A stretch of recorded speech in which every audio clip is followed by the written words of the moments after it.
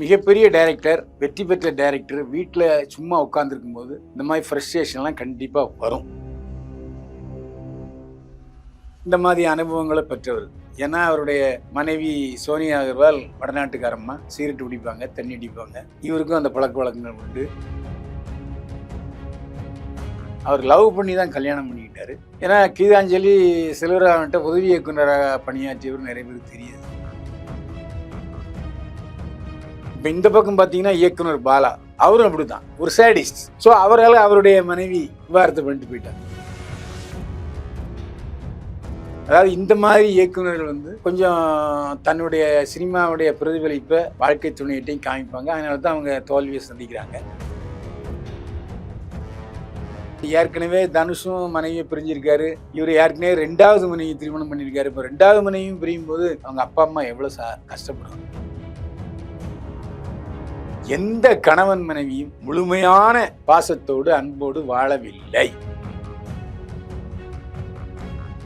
அது மட்டும் இல்லை, கணவனை புரிஞ்சுக்கிறது இல்லை, காதலியை புரிஞ்சுக்கிறது இல்லை. இப்போ உதாரணமா சமீபத்தில் டியூடுன்னு ஒன்று படம் வந்துச்சு இல்லையா?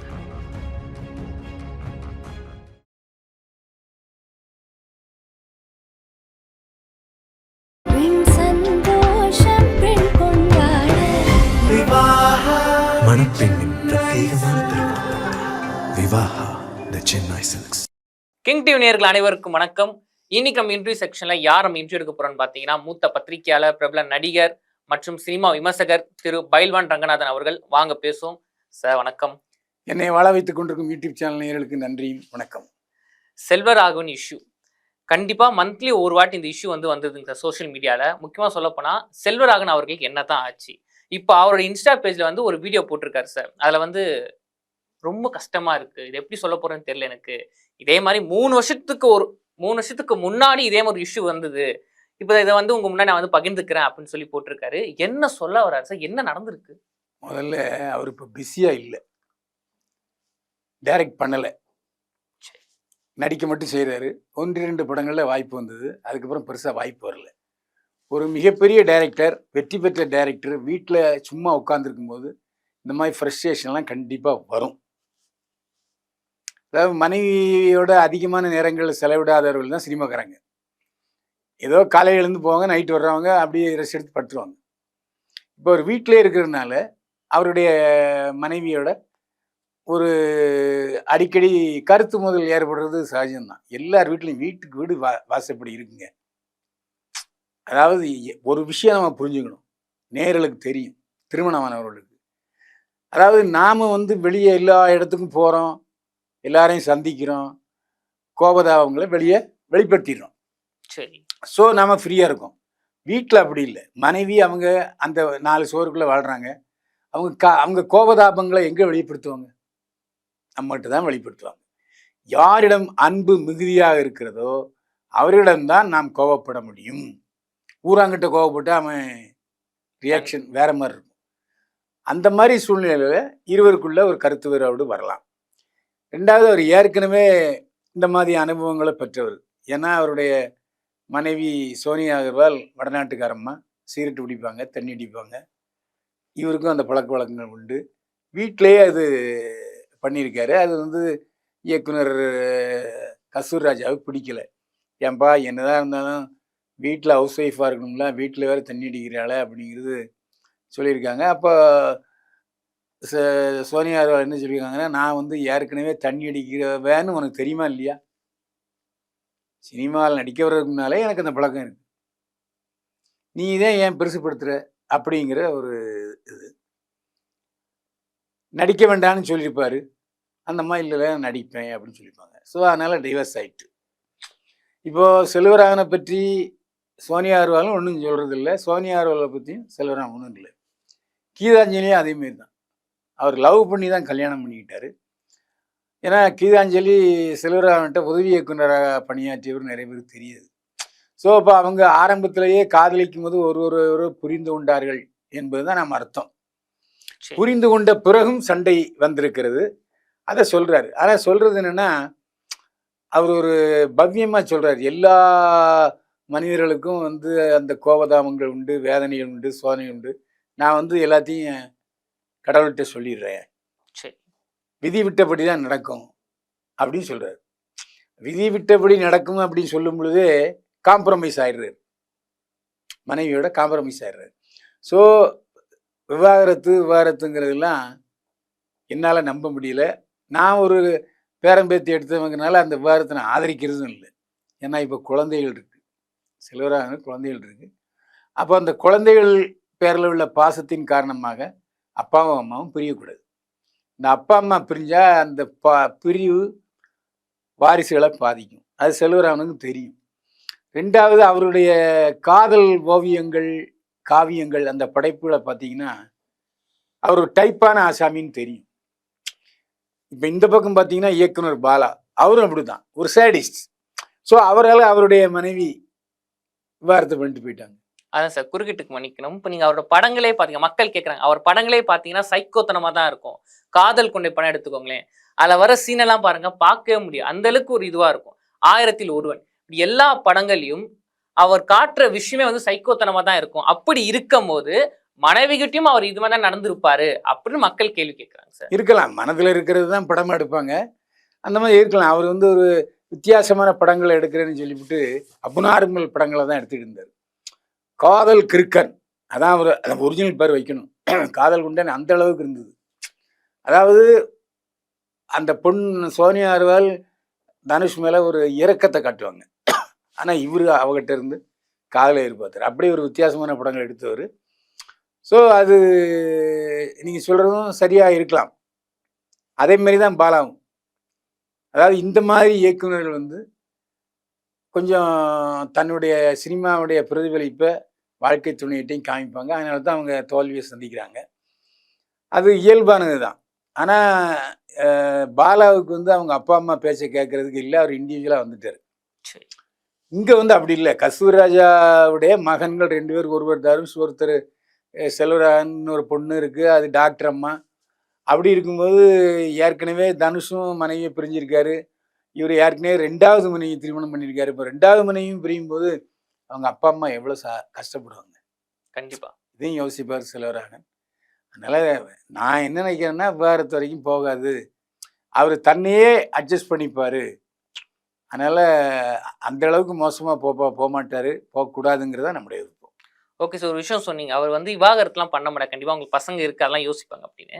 இவருக்குள்ளே ஏதோ ஒரு பிரச்சனை இருக்குது, சரி, அதை தான் மனைவி கிட்ட வந்து பேசி அதை வந்து முடிச்சா பிரச்சனை கிடையாது. ஆனால் அதே வந்து ஒரு ரீல்ஸாக போடுறது, ஒரு வீடியோவாக கன்வெர்ட் பண்ணுறது, அப்போ மனைவி கிட்ட சொல்ல வேண்டிய விஷயத்தெல்லாம் நீங்கள் வீடியோவாக போடுறீங்களே, இது நியாயமா?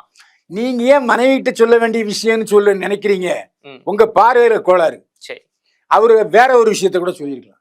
2வது, மனைவி கிட்ட எல்லா விஷயங்களையும் பகிர்ந்து கொள்ள முடியாது சார். துணைவியார் தானே சார். உனக்கு கல்யாணம் ஆயிடுச்சா? இல்லைங்க சார். அதனால அந்த அனுபவம் உனக்கு இல்லை, அதனால ரிஜெக்டட். நான் கல்யாணம் ஆனவன், என்னுடைய அனுபவத்தை சொல்றேன்.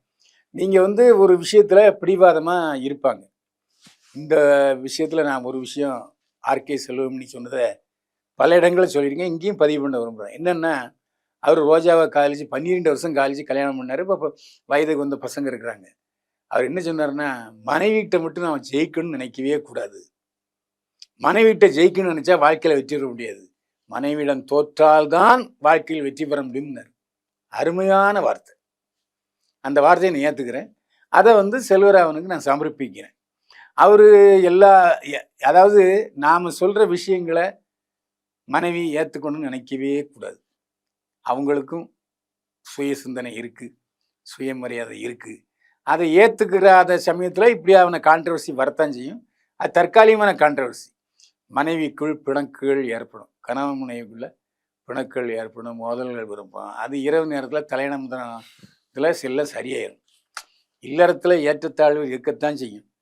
எந்த கணவன் மனைவியும் முழுமையான பாசத்தோடு அன்போடு வாழவில்லை, அட்ஜஸ்ட் பண்ணி தாங்க வாழ்றாங்க. அட்ஜஸ்ட்மெண்ட் தப்பா நினைக்கூடாது. ஒரு மனைவி ஒரு கருத்துல வலுவா நிற்கும் போது நாமளும் சரி ரைட்டுன்னு விட்டு கொடுத்துடணும். விட்டு கொடுத்தலில் தான் இல்லறத்தினுடைய இன்பம் வெற்றி இருக்கு. இதான் உண்மை. நேயர்களும் ஏற்றுக்கிடுவாங்க, திருமணமானவர்களுக்கு தெரியும் இது.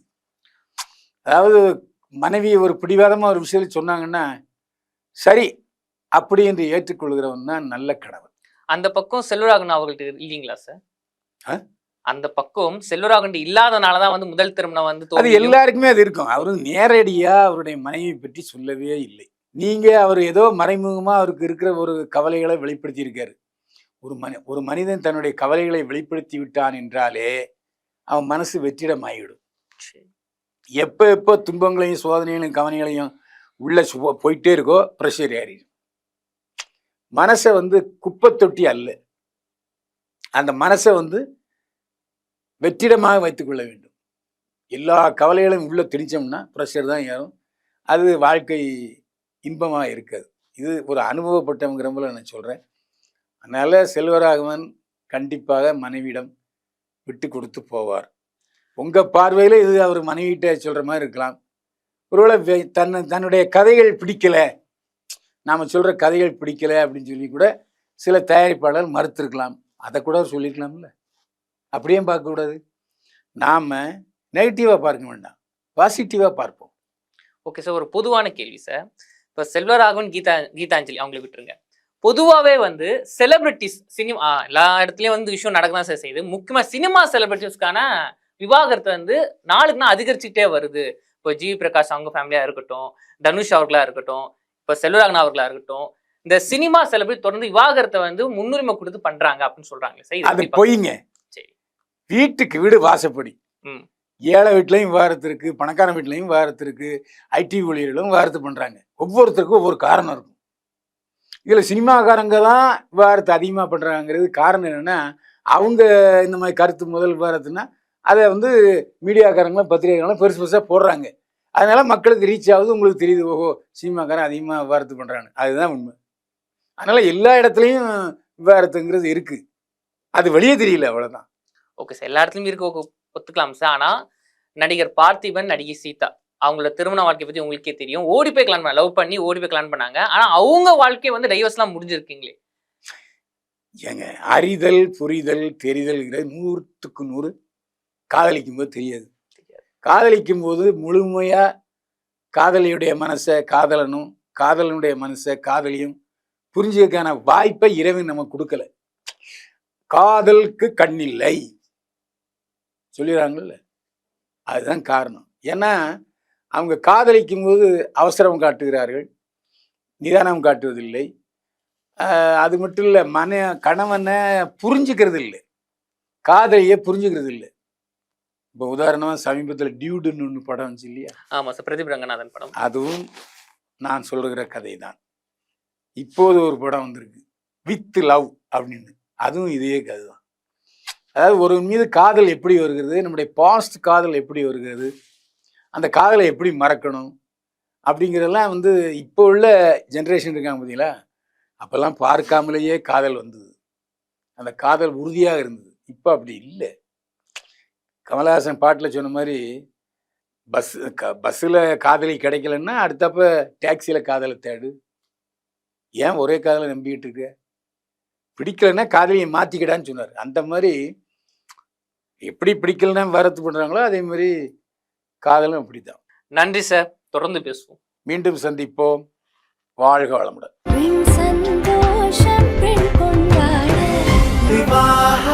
மணப்பெண்ணின் பிரத்யேகமான திருமணம் விவாஹா தி சென்னை சில்க்ஸ்.